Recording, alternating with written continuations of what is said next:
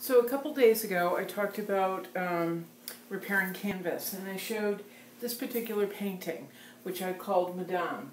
And this woman's face has haunted me since I was a small child, probably 4 or 5 years old, and I saw her face in my parents' encyclopedias. I didn't know anything about her. I really don't think I read her autobiography, but I just loved her face. Since then, I've read about her. I don't remember a lot of information about her, except she was the first lady of China during World War II. And she did extraordinary things for the people of China and in their battle against Japan. She talked at the United Nations in New York. She actually lived and died in New York at the end of her life, but of course she died at the end of her life, but she lived in New York till the end of her life for a while.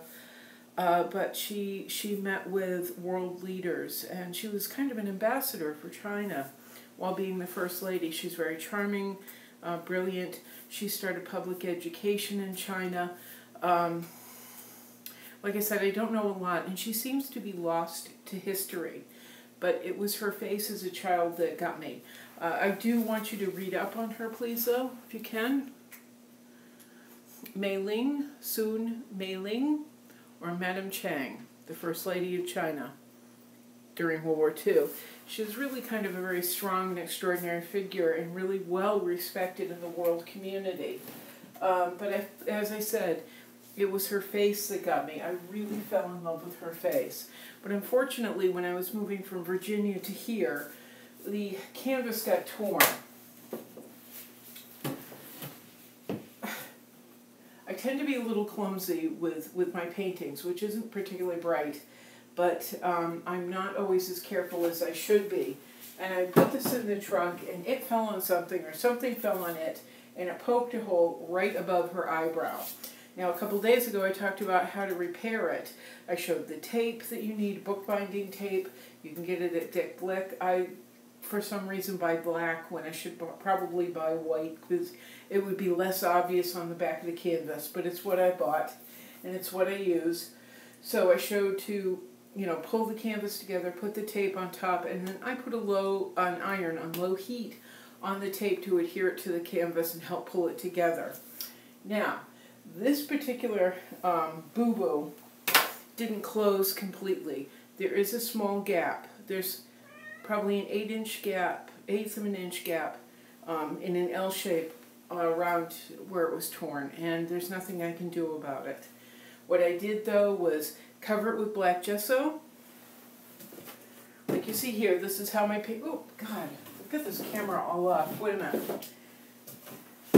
Just like in this canvas, I start all my canvases off with black and white gesso. So I covered the boo-boo with black gesso, like in here, sanded it down, waited for it to dry, sanded it down, added more black gesso, sanded it down, added more black gesso, sanded it down until I had a fairly good coat that I don't feel will crack or lose its shape anytime soon.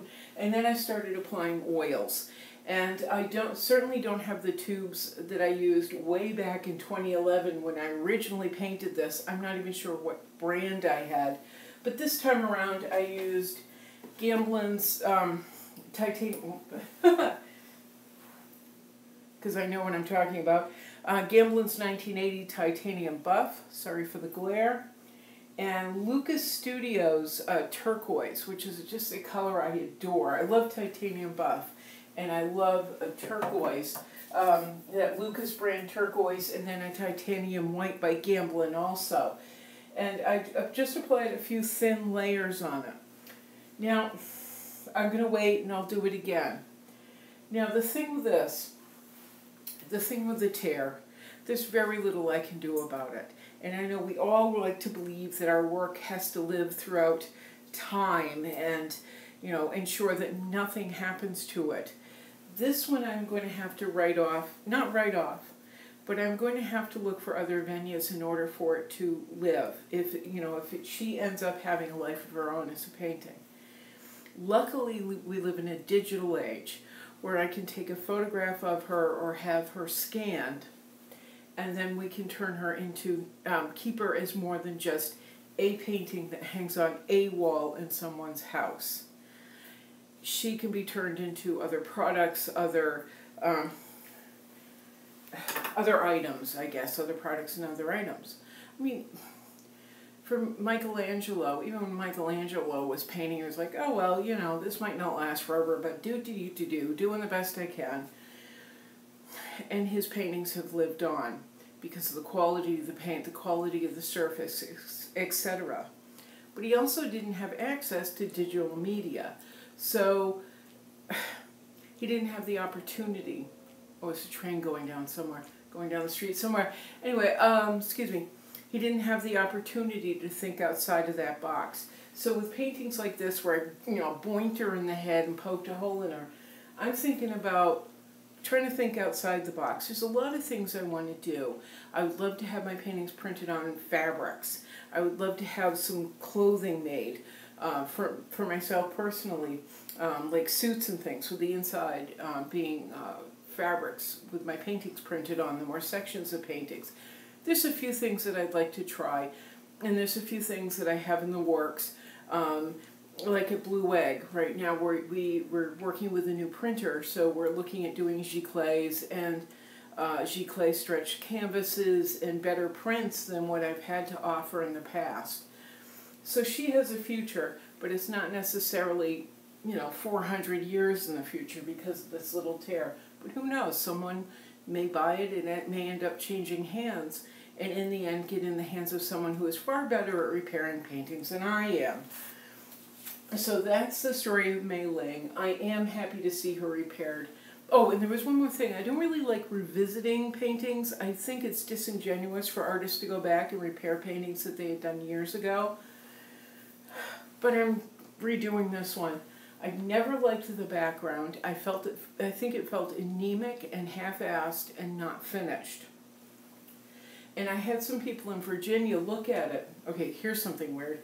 Had some people in Virginia look at it and go, oh my God, that's Mei-Ling, that's Madame Chiang. They knew exactly who it was without me saying a single word. They were just looking through a stack of my paintings, and there she was. And these two guys were like, oh my God.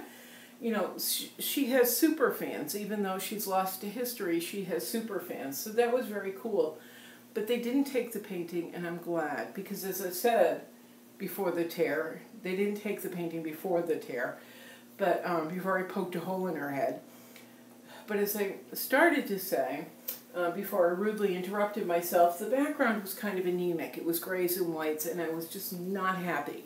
I'm never happy with it, but I did it for 2 solo shows in New York. I just did it. Let's get it there and hang it on the wall. She is another one of my transformative paintings, where the textures in her face, the colors in her face, really got me to thinking in new and different directions. And this was not something I had planned on doing when I started the painting, but I just went ahead and followed that instinct, that vibe, whatever it is that leads me and guides me. I just followed it, and I'm really happy with her. And I've only done it in a couple more paintings because I didn't want this idea to become a gimmick. I used her in Waiting, the painting of my friend Kathy, the double panel painting of my friend Kathy. I used it there, here, and I think one other place. But I don't want to, I don't want to get into gimmicks and predictability.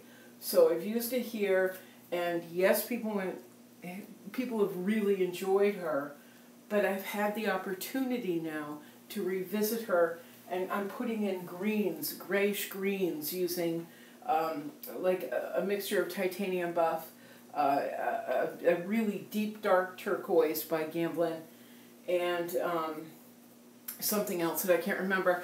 And adding this almost grayish green to the background is really making her pop out. So I'm going to redo that. I am redoing some of the lotus flower petals and this, because this just feels like I forgot what I was doing and stopped.